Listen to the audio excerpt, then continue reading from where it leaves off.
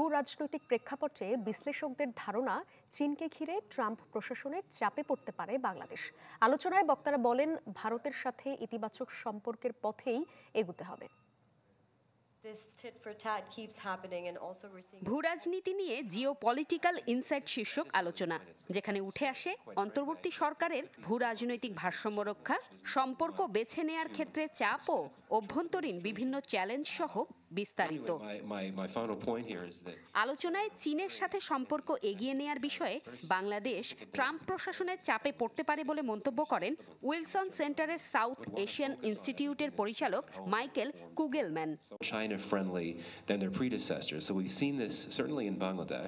হাসিনা সরকারের পতনের পর অন্তর্বর্তী সরকার চীনের দিকে ঝুঁকছে। ট্রাম্প কৌশলগত বিষয়গুলো কম গুরুত্ব দিয়ে অর্থনৈতিক বিষয়গুলোতে বেশি মনোযোগী হবে বলে মনে হয়। চীনের সঙ্গে সম্পর্কে বাধা তৈরিতে ট্রাম্প প্রশাসন থেকে বাংলাদেশের উপর চাপ দেখতে পাওয়ার সম্ভাবনা রয়েছে।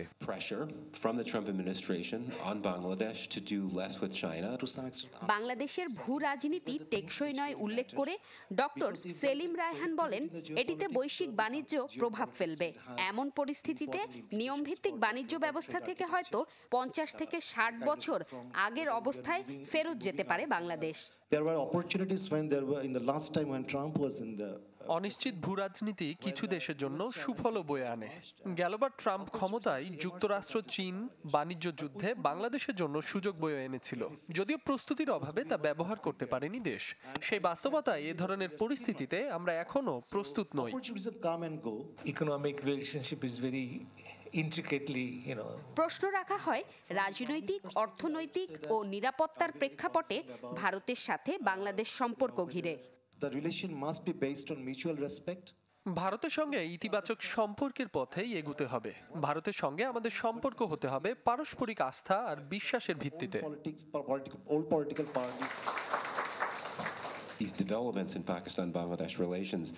ভারত বাংলাদেশে একটি নির্বাচন দেখতে চায়। তাদের ধারণা বিএনপি জামাতের সাথে সম্পর্ক ছিন্ন করেছে এবং বিএনপির ক্ষমতায় আসার সম্ভাবনা বেশি, আর এটির ফলে তখন সরকারের সাথে যোগাযোগ ভারতকে স্বস্তি দেবে। জুমাতুল বিদা, চ্যানেল 24, ঢাকা।